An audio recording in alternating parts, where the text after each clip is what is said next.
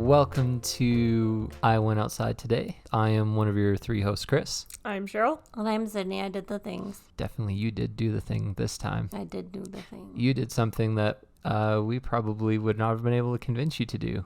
Yeah, my friend came from out of town. And so you can probably look at this as like a part 2 to our Halloween special because it's more on theme with Halloween. In the last week, I guess you went on Halloween day of, you went to Dark. I went to Dark.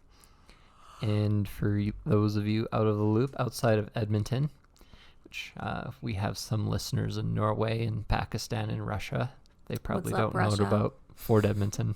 Oh, my friend is of Russian heritage. Nice. Yeah, that's how they found out about us. So, description, Dark is back for a 4th year with more spine-chilling experiences that will haunt you to your core. For 13 nights in October, find out what lingers deep in the shadows of Edmonton's River Valley and feel the fear in every fiber of your being. Did you feel the fears in your fibers? No. Should I say yes? I don't know if we want to go into it, but what Fort Edmonton actually is. Is this fort for Edmonton?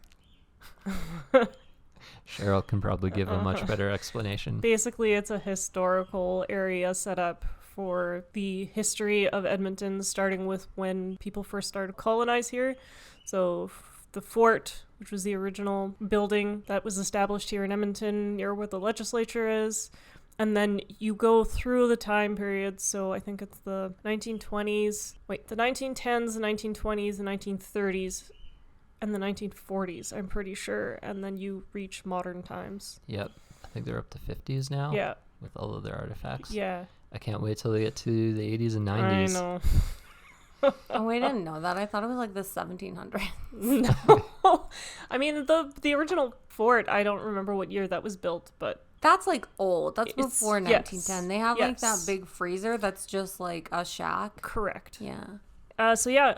Fort Edmonton was established in 1795. Yeah, 17. Well, Yep. barely. Barely. You just slipped in that. Yeah. I did it. Maybe it's where your previous life, Sybil, lived. Maybe. Maybe it is. Yeah. Call back to our past life regression episode from season 1. So, Sydney, how did you enjoy this haunted house? I didn't. You didn't. It was 3 haunted houses. It's true. And I have the write-ups for each of them. So the first dark haunt from Fort Edmonton Dark was Under the Big Top. They have the tagline, "You'll be left in pieces." Under the Big Top, all is not as it seems in the Big Top tent on the Midway. What was supposed to be a magical night at the circus quickly turns into a nightmare. A killer clown and his sinister minions take control of the circus and find amusement in tearing their audience apart and then sewing the bodies back together. Will you be forced to run away and join the circus? I didn't join the circus. What's funny though is like when you're there, the lineups are like 30 minutes. And I went on Halloween, so it was really cold. So like it's sort of a weird place to be because you like don't want to go inside because clowns are gonna fuck with you, but you don't want to stay outside because it's cold. Captive audience. Yeah, it's conflicting.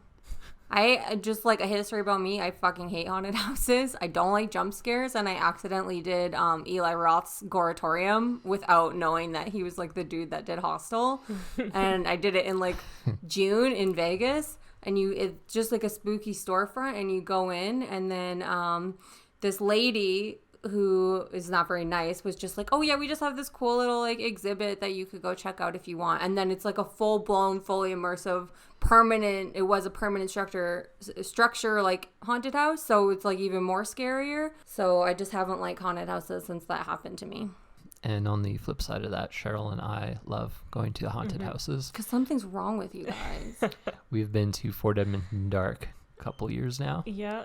We've also been to our other local haunted house company, Deadmonton House. Right now they're still running. They will let you go through the haunted house with no lights on other than your own flashlight that you carry. No. That sounds awful. Next year. No. So I do have a question about the Under the Big Top. Yeah. Are you afraid of clowns? I have mixed feelings about clowns Yeah? because I read it. I'm not like super afraid of all clowns, but I just feel like they're up to no good. That's fair. Just afraid of clowns living in sewers. Don't like clowns in sewers. Don't like murderous clowns. I fucking hated like that. What was it, like 2016 when there was like all the killer clowns one? Yeah. Like I hated that shit. That was awful. One became president. Yeah. It's the Zing. political humor of the show. Ba-doom, boom, shh. So I'm not like super afraid of clowns, but I don't love them. And I don't like anything that's like murdery and like, you know, gonna try and scare you. So, which one of the mazes did you start with first? We started with the big top, Okay. the first one, and then my heart rate on my Fitbit went like, that was the highest one for me because I think you just are like the most anxious for the first one. Right. And then like, oh my God, it was so stressful, and all the actors and stuff just like love to fuck with me because they can just like tell from my body language that I don't like it. So this creepy ass clown lady was like following me around, and she was like, "You look uncomfortable." And I was like, "Yeah, because I'm being fucking stalked by freaks that are waiting to scare me. That should make most people uncomfortable." I don't understand anyone that likes these things. I don't understand either of you. It's not fun. It's a lot of fun. Yeah. No, it's not. Get away from me. Like when you walk by and there's like a guy cackling there and he has like, I don't know, a horrible mangled body that he's sewn together parts together. Gross. Possibly fake, possibly real. You never know in a haunted house Yeah. if it's being run by a real psycho. But Sheryl and I are just like, look at that. Check out that guy. Yeah. I think a lot of the scare actors don't like to mess with us because we're both, the person will be like walking up trying to be all creepy and we're just like, "Hi, how's your night going?" And they're trying not to break character, so. They Yeah. see the wonder and happiness in her eyes and they're just like, Oh, oh. I Yeah. hate people like you, but that's like the whole irony is like they love people like me because it like actually scares me because I don't like it. And actually, in the Goratorium, they made us do it by ourselves, so I couldn't do this. But in every other haunted house that I've ever been in, I run ahead to the group in front of me because there's safety in numbers all the time. And I'll just like I'll get real fucking close to you so that someone will scare you, and I'll be like ready for it. You know, it would be a good addition to a haunted house is if you had like planted groups of people, and then when you run ahead to them, they all turn around and they don't have faces. That would fuck me up.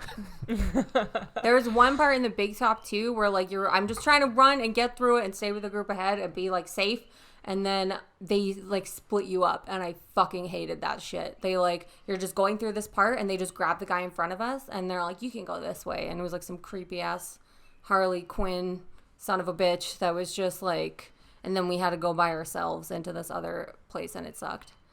And my friend that wanted to do this like so desperately like has awful night vision, and she's like basically blind. So like I was like, you can't even see anything. Like, why is it even fun for you? But she had a fucking blast. She loved it. She's a freak like you too. We're going to add her on Facebook and then we're going to peer pressure you into doing other things. No. Oh, now I'll never tell you her name. I didn't even think of that. You're just like, who got Sydney to do a haunted house? I think you told us in the car on the way here. Oh yeah, I probably did. Yep. Her name's Sarah. Yep. Hi, Sarah. Hi. Strange thing is, like, normally I hate clowns. Oh really? But if they're dressed up to appear scary, I don't mind them at all. It's the happy children clowns that just creep me out. It just seems wrong. It gives you like a Gacy vibe. Yeah. Oh, Gacy. Yeah. I thought you said gay vibe, and I was like, I don't know. Maybe? I don't think I've ever met a gay clown. I'm with Chris on this. If it's meant to be scary and they're in like full makeup, I'm able to be like, "Oh, well, they're meant to be creepy. Like it's part of the show, I guess." Whereas when it's like randomly somebody, like when we were kids, when they used to have like people dressed up as Ronald McDonald at McDonald's when you had your birthday party there, like that was creepy because you like they look like they're supposed to be your friend and they're being all silly and goofy and you're like, what is your motive? I mean, though, I don't like hate clowns, but I don't like them because do you remember like when they used to do that Coca-Cola Pepsi Taste Challenge Yes. in like the 90s and you could win tickets to Prozac? Yeah. A clown cut in front of me in line and won the Prozac tickets right in front of me. Aww. So clowns can go fuck themselves. Yeah, because he just won my tickets. It would have been me.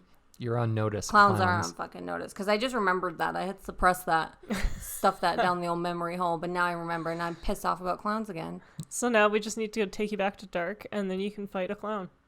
Yeah, exactly. Mm-hmm. But you're not allowed to punch the clowns. No, they're not allowed to touch you either. Yeah.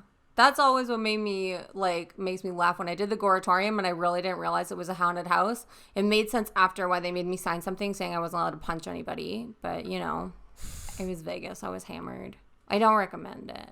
Doing haunted houses when you're drunk or sober. Just have a nice life without haunted houses. Haunt your own house. Haunt your own house all day. But not if I'm in it. We'll drop by your place later tonight and tap on the windows. Get away from me. We'll haunt you. And then I hated that shit at the end, that tunnel. I was like pretty sure we were gonna die there. Where it's like you're on a walkway and then there's like a tunnel spinning and it's very disorienting and it makes you really dizzy. Did you guys like that? No, actually that part, I thought I was gonna fall over. Yeah, me too. Yeah. I honestly thought I was gonna fall over. And that was funny because like the interpreters are trying to scare you, but like because there's those two stairs there, the interpreter actor lady there is like trying to scare you, but she's also trying to make sure that you don't trip on the stairs. So she's like, there's a stair there. And I'm like, thanks, evil clown. Here for your soul and watch your step, yeah, dearie. Exactly. So I didn't like that tunnel at the end. My favorite part of the maze was like the spinny wheel thing where they had the half man, half woman like sewn together that as it was spinning and she was cackling. I loved it. Yeah. Oh yeah. Yeah. That was gross. I didn't like the mirror part either because I almost walked into a bunch of mirrors. It's fair. Very disorienting. You're going to bump into yourself. Yeah. And then your reflection grabs you. Yeah. Around the throat. Yep. And screams in your face. Yep. There's haunted houses in the States where they can touch you. Yeah. And so fun fact, Chris and I did that once. There was a haunted house at the San Diego one? No, HorrorCon in Calgary. I think it was Screamfest. Okay, Screamfest in Calgary. And we had to sign a waiver basically saying that we were okay with them coming in, touching us and whatever else. Off. Yeah. Why?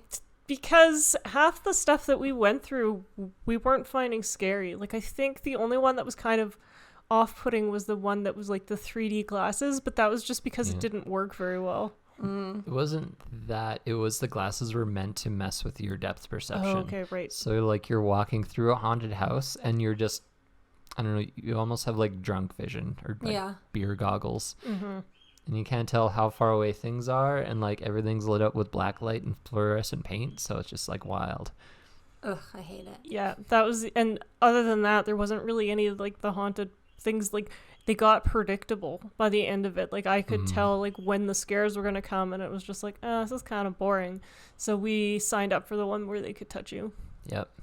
I feel like you weren't hugged enough as children or something. Like, that's such a fucked up thing to do. That's such like to pay someone money to do. I was hugged at the end of that haunted. Gross. I was bear hugged from behind and carried to the finish line. Yeah, that's they picked him up. hilarious. Yeah. That's really funny, actually. The person who did that turned out to be the owner. Yeah. That's so funny. And he talked to Sheryl and I for a few minutes. Afterwards, he was like, how was that? And so we had a talk with him about, like, the event. And yeah, it was pretty cool. We That's made a friend. You made a friend. Mm-hmm. So Sarah says that when she does haunted houses, she likes really disturbing, creepy shit that's going to be like burned into her mind. She doesn't necessarily like the jump scares. Yes. So are you guys jump scare people or like creepy burned into your mind? I like a good theatrical setup.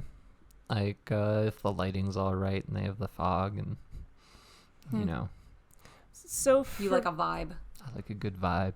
For me, this has always been my tourist thing. So I've gone to the States and I've done Universal's Halloween Horror Nights, and I've done, back when the Queen Mary was still doing theirs, they used to do something called Dark Waters, which again is another, like, it's on an abandoned haunted ship, and you get to go through and do these mazes, and it's super fun. I would doubly hate that. And then Chris and I, when we were in Ottawa, we did a Scary Farm one out at Saunders Farm. Yep. And so what I like the most is the anticipation of something happening. So one of the things that stood out the most for me was at one point I was going through the Queen Mary in one of their mazes, and the just woman, she's dressed as like a dead bride, and she just smiles. She's just smiling at everyone, like this big smile on her face, like not touching anyone, not moving. She's just looking at everyone and smiling. And it was so much more creepy because you're anticipating something's going to happen, Yeah. but nothing happens. Yeah. And I think that is more like the atmosphere is more important, or the anticipation of something happening. Yeah. The Goratorium had tons of that Yeah. shit, and I absolutely hated it. I love that part. Blech. So I'm just reading them in order of what's listed on their website. So under the big top, there was Core Industries Lockdown. Was that the second one you did? Yeah, I did them in order. I don't who didn't do them in order. There's like a way to walk through the park, and people did them in a weird. I didn't like anyone that did them out of order. Well, we did them in the reverse order. Why? Because the lineups are shorter if you go further back in the park. You're standing outside less. Oh, I guess then you don't have to hike all the way back. Correct. Because you're... Already. Well, whatever. I did it the other way. I didn't want to do the core industry ones. I didn't want to do any of them. But you did. Mm-hmm. So the description of Core Industries: 2 years ago, a fungal parasite outbreak occurred at Core Industries, gruesomely mutating and controlling the workers. The lab has been sealed shut ever since, locking those left behind inside to suffer an unimaginable fate. Could you imagine the fate? I could imagine the fate because I lived it. So... You are assigned to join a special operative team and head inside for the first time since the outbreak to assess the carnage and retrieve a sample of the fungus. We're confident that enough time has gone by to curb the infection inside, but your instant dread tells you otherwise. Yeah, there was instant dread. That one I did think the beginning was cool, but I didn't want to do it. Where you like, when you walk in, first of all, it was frozen, so I was just excited to be inside. Yep. But then there's like that lady at that desk, and she's like, go, go, go. But you don't even get any PPE, and she's wearing PPE, and you're like, that doesn't seem fair. You're just an intern. Yeah, exactly. Tisk, tisk. But you had to go through decontamination before you went into the lab. Yep, we did. That one, I just like literally charged through the beginning of it, so I don't really remember a ton of that because I was like, fuck this, I don't want to do it anymore. But then we got to the part where you get to this like hallway and they turn the lights off, and I hated that shit so much because it's so disorienting to just be in like pitch black, and then they like flash the lights. Oh, that was the one with the slow strobe effects, so you would Yes. get like a half second of light in the room and then it's pitch black again. Yeah. So like the first time I literally just stopped because I was like, they're going to fuck with us. And then I waited for the lights to flash again. And then I just looked as fast as I could to see like where everything was moving. And then I found like the pop out spot on the wall. And then I just like grabbed Sarah and fucking dragged her like a rag doll around it. I was like, we gotta go. And then the weird thing that was disorienting in that is when you go through that area and they use that weird light. And then they made it so like you couldn't see your feet. Oh, right. Yeah. The room was half filled with fog, and they had a green laser Yeah. just cutting horizontal through it. So it kind of looked like you were walking through liquid. Yeah. But it was like really disorienting because I was like, where are my feet? And then I remember thinking like they probably wouldn't grab my feet because it would be like a lawsuit issue if you fell over. Yeah. But there were people hiding in there. Did they jump out at you? In the part where like you think there's a mirror and then it like switches to that mesh. In the actual like swamp looking place with the laser. Oh, I couldn't see through the laser. So fun story. We were there with friends, and my friend Ivan, he wanted to see what the fog looked like underneath the laser. So he like crouched down, and he saw the actor who was supposed to pop out and jump scare us, and he just sort of like waved at him, and he like stood right back up and he just walked right through. Yeah, it was pretty funny. Oh, Ivan, that's hilarious. Oh, Sarah's probably gonna kick herself. She would have liked to do something like that. Yeah, she was in the clown house. She was telling everyone, she was like, oh, hey, how are you doing? Like, she likes to do that too. And there's that part with all that hair. And then she was like, those are some nappy ass wigs. And there's like that clown lady that's in there. So we've already seen her. She's already like tried to spook us. And then she jumped right at Sarah and scared the shit out of her and made her scream because like she wasn't expecting it. Oh, awesome. Yeah, that was hilarious. And Sarah deserved it. So, yeah. Yeah, she liked to mess with everyone too. And then what's after that lake? After we walked through Oh, the it's those laser room. fucking bushes. Yeah, things. it was like you were outdoors all of a sudden. Isn't that the other one? Or maybe we were outdoors. then. Well, so they were trying to replicate the outdoors. Yeah, and it's like all those hanging things, Yeah. and you have to like move Move them through aside. Yeah, I was literally like on top of the person in front of me Yeah. for that because I knew something was going to jump out. Yeah. So whenever you think that you're going to get jump scared, you should just invade the personal bubble of the person in front of you. Until somebody decides to incorporate my idea of putting no-faced people ahead of you in groups. That would be mean. That would be a rude thing to do. So, for future reference, if you don't want to get jump scared at those events, go in the front. And I'll tell you why, because they assume the person at the back is probably the most afraid, and they're more likely to come after you. Oh, I was trying to go for the middle. Yeah. I didn't know that, though. Yes. Do you have, like, an insider that works in haunted houses? Well, no. So Chris and I have done enough of them that, like, that's normally the way it goes. So usually leave the person at the front alone. You might get a jump scare, but you're more likely to get jump scares if you're in the back. Yeah. Interesting. You only want to be in the middle of the group for bear country. Yep. Oh, yeah. People, I just assume people could just sense it. They just always try to fuck with me no matter where we are. Because at some points we ended up in the front, and I feel like people just fucked with us there too. Yeah. I think they can just tell who's having a good time and who's not having a good time. Yep. That's Probably crazy. from like when the first person gets the jump scare, and if they shriek, everyone down the line, they're like, oh yeah, Yeah. coming down my way. Yeah. Ugh, gross. Hate it. And then what's after those bushes? Or it's not like a bush. It's like a hanging. It's like if you walk through a bunch of punching bags covered in leaves, but it's meant to disorient you. So I think it's supposed to be like hanging herbs or hanging plants from those, but they're dried or they're dead type idea. Yeah. And I think after that, you start encountering some of the people that have become infected by the virus. Yeah. Then there's the... Like the people in the basement who, like, they're all deformed and screaming, help me, and... Yeah. But, like, you walk in there and it looks like a mirror, like it's, like, reflective, and Yeah. then they switch something, and it's like a mesh, and there's all these monsters. So at this point, right after the clown's like, your Fitbit's probably registering a flat line because your heart is beating so fast. No, the clown one was the worst. My heart rate sparked to, like, 120 at some point during that one, and then I kind of like went back to normal. We had drinks though before we did the next one because I was like, I can't continue to do this fully sober. So we had a drink, kind of took the edge off, chilled out by that like fire, and then when we went to do that, I think I only got to like maybe 110, like still very alert. Yes. But like also I think it's just like you run out of adrenaline or something. Yeah, so you'll adrenaline crash after the initial one. Yeah. So... Yeah, I was the most alert. I remember the most from the clown house, I would say. Because you're just like, ah! But then I was like, yeah. I had like 2 more adrenaline rushes for the other one, but not as good. And there was that crazy like monster with all the eyes. Oh yeah. That guy was okay. I was like, whatever. I see you. I like a good monster. Yeah. Well, what was the third one? That was the Core Industries and the final tour of the night. Was it at this point that you stopped for drinks or before? So I did the Big Top sober. I had 1 drink before the Core Industries, and then I had 2 Jello shots before the Blood Harvest. Blood Harvest, escape the slaughter. Yeah.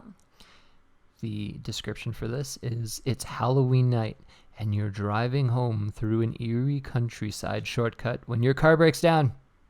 Luckily, you see a house with a light on at the end of the road decorated with scarecrows for Halloween.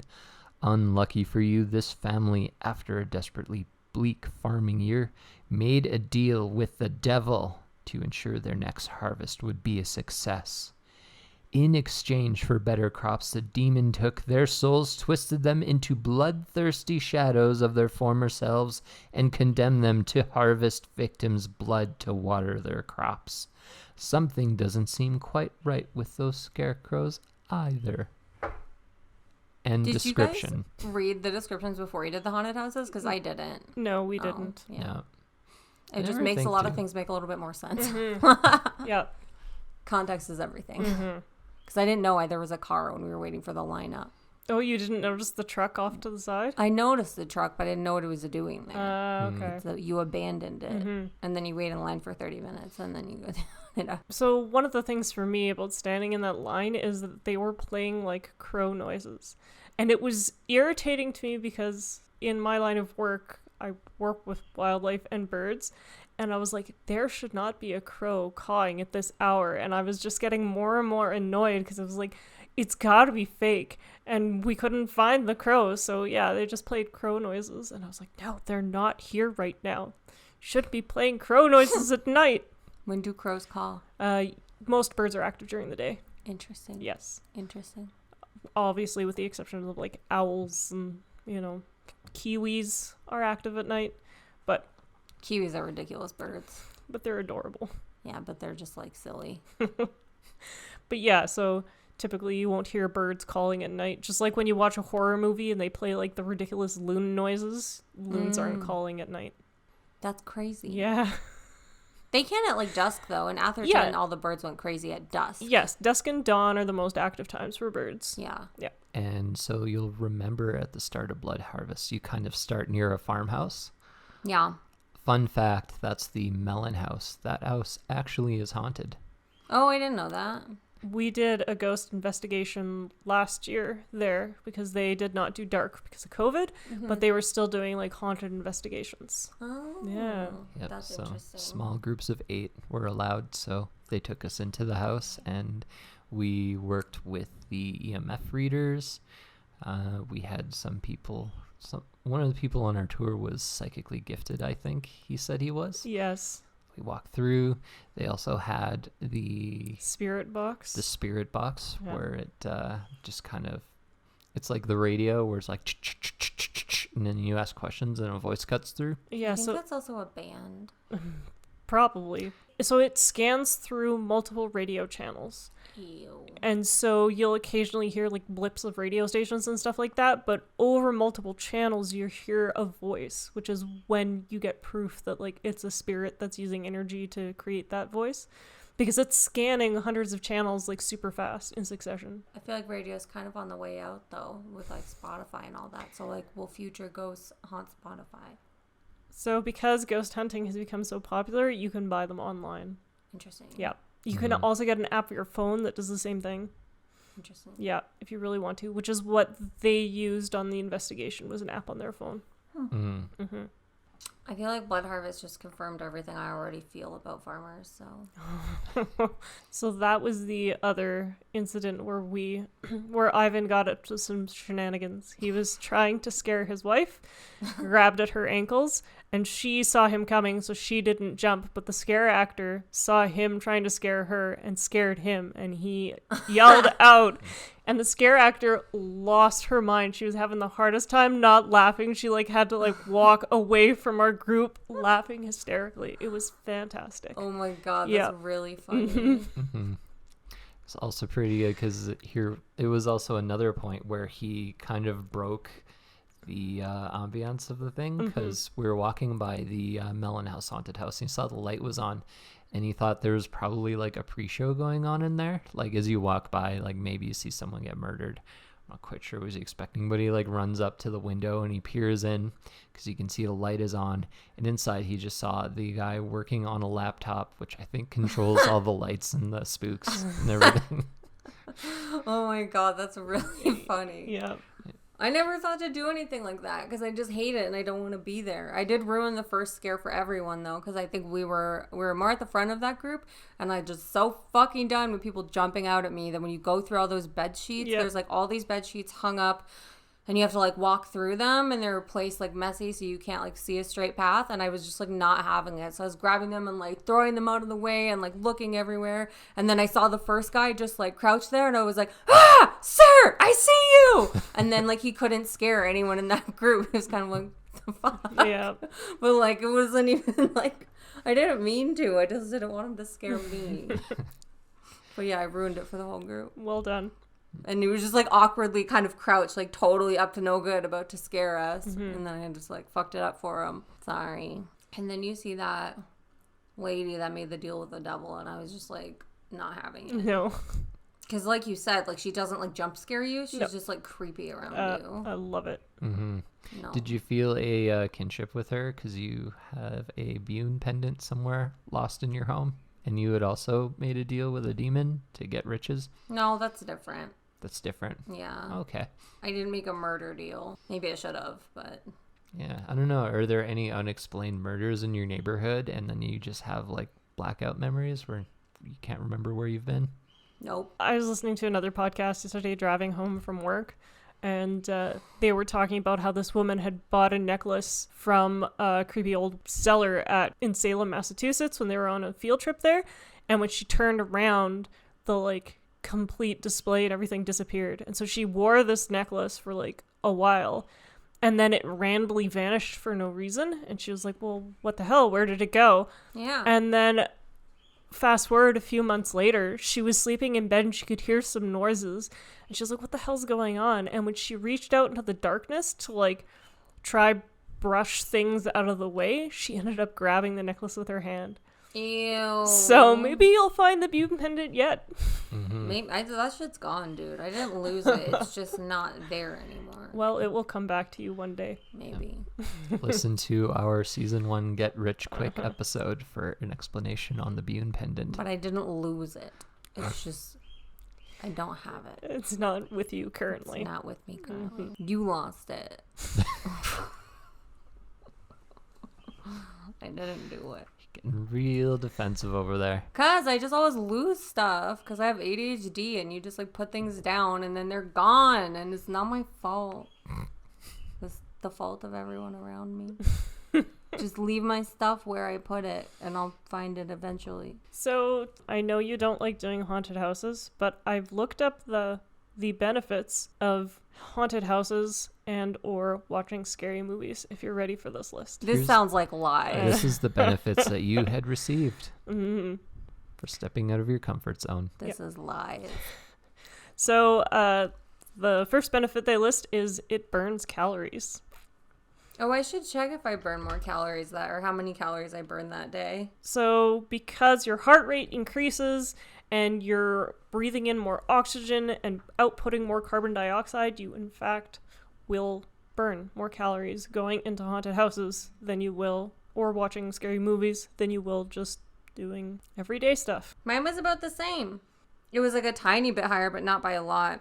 You just got scared out of some extra calories. Oh, wait. I guess that week was because my friend was in town, so we were running around. I got a green star on Fitbit that day for calorie burn. Nicely done. Yeah. All thanks to haunted houses. Mm-hmm. No. They can help relieve depressive feelings. I don't know about that. Did you feel depressed? I felt depressed that I had to do it. Did you feel depressed after you got to leave? No, I felt alert. There you go. That's not like better though. It relieved all your depressions. Yeah, but it made me really anxious and alert. That's not better. So the science behind this says that people who have depression go through decreases in their adrenaline levels. So when you expose yourself to something that has high adrenaline, such as like scary things or even jumping into a freezing cold lake, it can actually improve your mood because it's causing your adrenaline levels to increase. That's interesting, actually. Yeah. But like also you could maybe just chill the fuck out and do some yoga. But that doesn't get your adrenaline going up. It's true. It's not medically helpful like a haunted house is. Mm-hmm. Medically helpful. You can find it medically helpful. So if I just go to the psychiatrist for my depression, he's just going to prescribe a haunted house. Maybe. Oh, yeah. If he's any good. Mm-hmm. He's any good. Well, we didn't even talk about the bus at the end of the haunted house. Sure, we can do that now. Oh, yeah. So at the end of Blood Harvest, you get to walk through a school bus. Yeah, and then, but what's stupid is when you're in line, you see the final scare. So I was shit talking everybody, and I was like, I'm not gonna scream because you just see people come out of the house and they're all like screaming, and it's like idiots. I see the spoiler, it's gonna be fine. But then it's a guy with a chainsaw and he chases you and he cornered me and I did scream. So he got you. Yeah, But at least you weren't depressed. I guess not.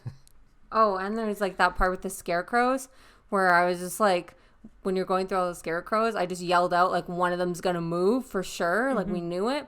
So then we're like looking for which one, and then we walked past and he jumped down behind us and just fucking scared us into the next century. Because it's like we thought we were safe. So don't let your guard down in the haunted house. Don't trust scarecrows. They'll betray you. Mm-hmm. Okay, sorry. Now we can do the rest of it. They weren't working either because we heard crows at the start. Yeah, that's true. That's true. They failed. All right, Cheryl has the next benefit that Okay. Sydney got to experience. They can influence your real life decisions. What? So benefits of encountering stuff like that is that it helps you learn to react better in stressful situations in the future. If you expose yourself to things that are scary or that are stressful, you're more likely to be able to handle stress in your regular life or make more logical decisions when you're encountering stress out in the real world versus in the haunted house. I'm trying to remember if my decisions were better after the Goratorium because we had to make many executive decisions. So in this case, it could be things like deciding to not go down like a scary back alley at night, or maybe decisions to like not venture into the woods after dark, that sort of thing. Like it can influence those types of decision-making processes as well. I'm always in the woods after dark. Are That's you? when you go to the woods. Okay. That's when it's time. I don't know, but I don't go down dark alleys because there was that cartoon in the 90s that told us not to with the rabbits and the stranger danger. Yes, that's it says correct. don't go down the alley, you'll get fucking kidnapped. And I was like, oh shit. Do you know that's campaign was so effective? No one's in alleys at night. It's actually now the safest place to walk. Yeah. No, 'Cause it's you're the not. only one there. That's not true, is it? You're gonna have to see. But that's crazy if that's true. I like those cartoon rabbits. Bert and Gert. Or wait, Oh yeah, I think it was something Yeah. like that. So it makes you make better life decisions. correct. It can also help boost your immune system. I don't know about that. I was screaming a lot and other people were screaming a lot, and like I'm surprised I didn't get sick. So So when you're saying you did not get sick? I guess, but like Proof. I didn't mean it Proof. in a way that supported your point. So when you experience something scary in a haunted house and you return to a calm state, your brain releases hormones like dopamine and serotonin. And these hormones help to strengthen your immune system. Interesting. Yeah. So what, are you just supposed to do a haunted house like every week? Like how frequently? Well, so this list is for scary movies as well. Oh. So basically any sort of thing that's going to scare you. And like this could also be probably applicable to anything, like at least for the adrenaline ones or, you know, like the jump scare ones or whatever. It could be like skydiving or it could be rock climbing, like it could be extreme sports. It's just things that like cause your body to release the hormones associated with fear and, you know, the relaxed state that will. Gotcha. Yeah. We will prescribe you a list of spooky movies that you can watch throughout the year I'm to not help gonna keep do your immune system up. No. And help you burn calories. No. They can help you to socialize. I didn't socialize with anybody except for like some of the interpreters. If I saw them, I'd be like, sir, so that they wouldn't scare me. Because it's like, I see you, eye contact. However, you did go do the haunted thing with your friend. I did go do it with my friend. Yes. So that's basically what they're saying is that by doing these types of activities with someone, it's a bonding experience. It did bond us. Yes. Did bond us for life Yes. because of the scares. What kind of freak is doing this by themselves, though? Like, I don't want to talk to that person. You've done them by yourselves, haven't you? I mean, I haven't, but I imagine Chris probably has. I haven't done it. I've not done a haunted house by myself, but I have gone on ghost tours by myself. Yeah. And I definitely watch horror movies by myself, scary movies by Oh, yeah. myself all the time. Gross. Me Yeah. too. Gross. You line up 2 or 3 paranormal activity movies in a row. No. It's a good time. Yeah. When I'm out of town for work and I'm like in a hotel by myself, I'll watch horror movies while I'm getting ready for bed. That's crazy. They teach you to protect yourself. How? So it could be argued that going into haunted houses or watching scary movies teaches you life lessons by revealing that evil does exist in the world. So you just, like, don't trust people as much? Yeah, basically. I mean, I feel like you don't need to watch horror movies for that, though. Like, when I was in Australia, I was very afraid of getting murdered, so I just listened to all of the murders. Mm-hmm. And, like, it's, like, the same thing. It is, If yeah. you know all of the crimes, then maybe you won't be the victim of You a were crime. listening to the murders happening around you? No. I worked on 2 very, like, infamous murder highways, and I just listened to, like, a bunch of true crime podcasts so that I would know all of the murders and the ways that people are likely to murder you. And then, like, when we would drive, I'd be like, we're not stopping for anybody because they will murder us. Well, and again, yeah, you can do it that way, or you can do it in a haunted house. That's true. Yeah. Haunted houses are just for freaks. Well, you're one of us now. Little freaky deakies. One of us. Gross. One of us. They can help you face your fears. Eh. So, at least sometimes treatments for phobias or like other, I don't know, irrational fears is like an exposure therapy. Oh, yeah. So, like for me, I had and still have a phobia of stairs. So, because stairs are everywhere, I just made sure when high school to constantly be taking the stairs, no matter how much I hate them. And I still have problems taking the stairs now, but at least it's way better than it used to be. Like a phobia? Yeah, like a phobia of stairs. Are you afraid of falling? Yeah, so I can walk, when you're at West Edmonton Mall and you know how like the parkade is like raised up, okay, I can walk upstairs fine, no issues. But if I'm coming back down and I can see through the stairs to the bottom, I actually have like a death grip on the handrail. I'll make Chris go down ahead of me so that I don't have anyone behind me, so I can take my time, and like I'm shaking, my heart is racing. I have a phobia of stairs. Yeah, I hate that shit too, because someone used to hide in our basement and grab my feet when I was going down the stairs that don't have a backing on them. Sounds like someone was trying to help your immune system. Oh my god, you're the worst person. You're welcome. I also worry about the people that like design these haunted houses. Like something is wrong with Eli Roth. I don't know if you know. That was not a chill thing that he invented. He's getting money paid to do it though, so he's doing something right. Something's wrong in his head though. Aw, poor guy. Yeah.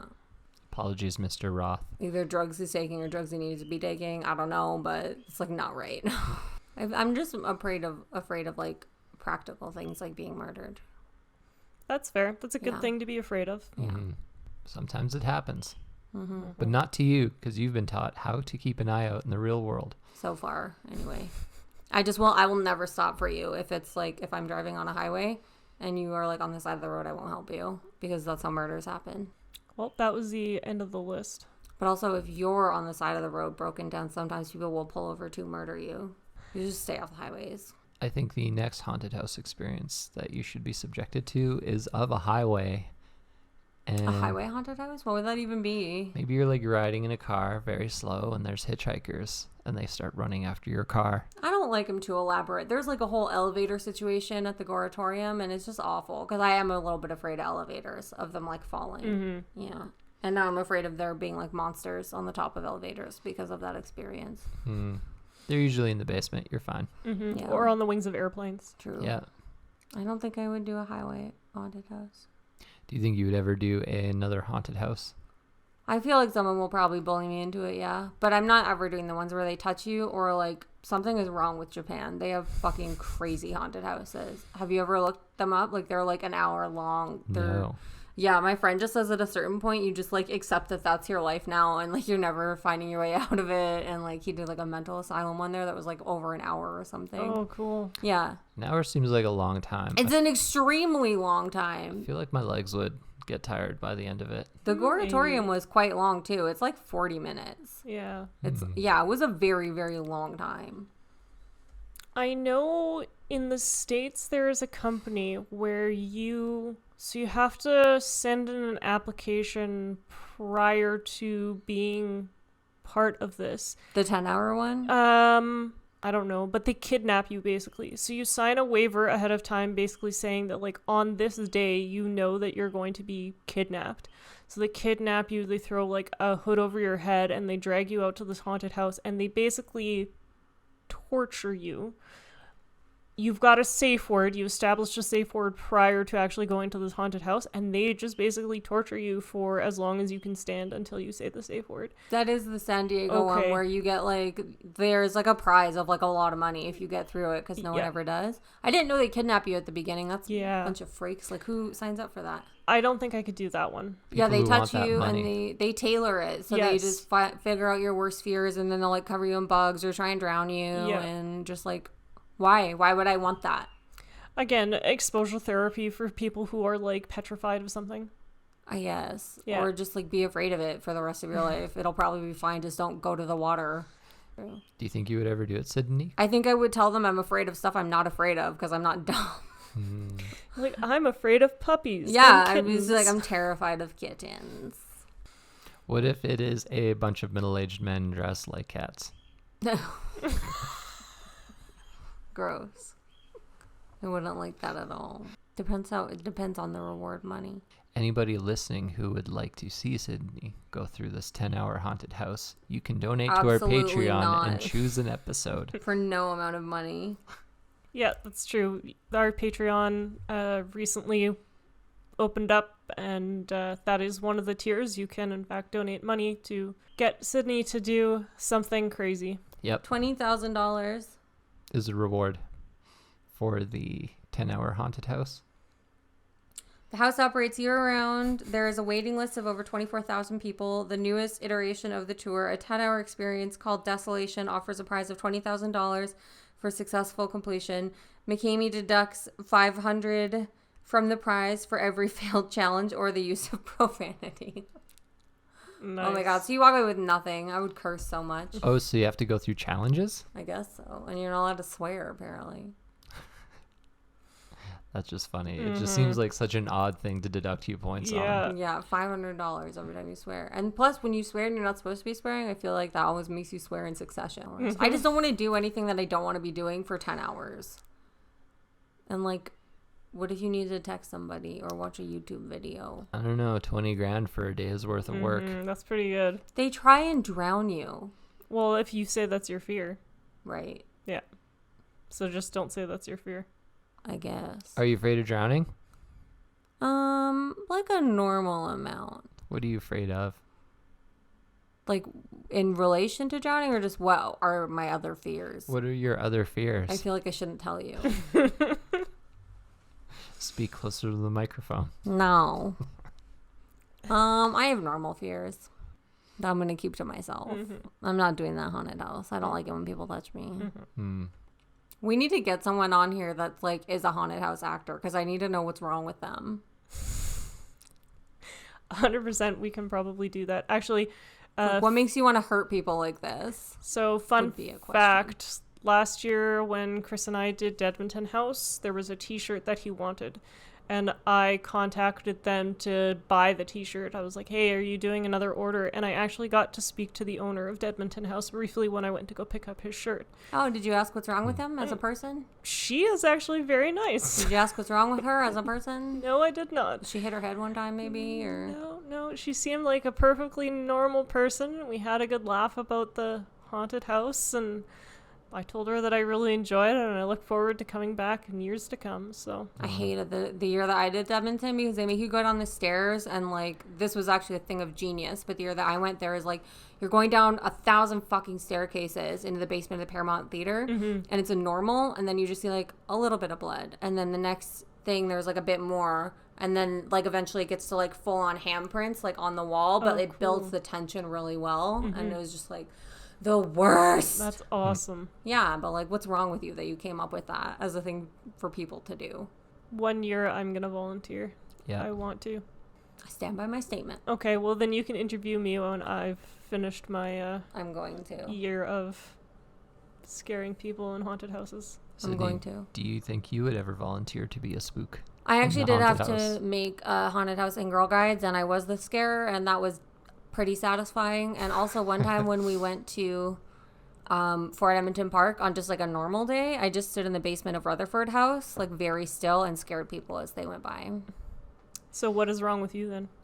What is wrong with you? I hit my head a lot, like many times. I've had like several very serious concussions, so probably that.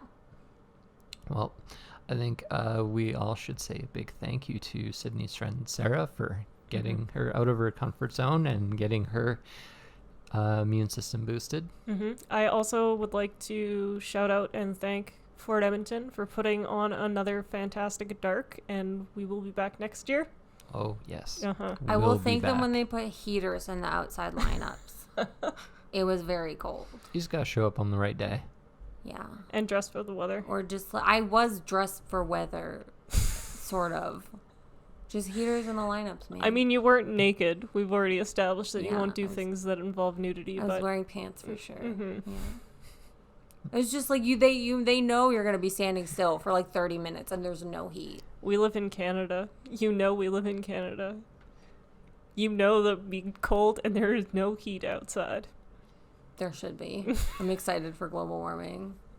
I'm kidding. Cut that out. We already met me. I'm kidding. I'm going to put that clip at the start of the episode. No. I'm sorry. Well, on that note, happy post-Halloween to everybody out there. Mm-hmm. And this is one of your hosts, Chris, signing off. This is Sheryl signing off. And I'm Sydney. Goodbye, nerds.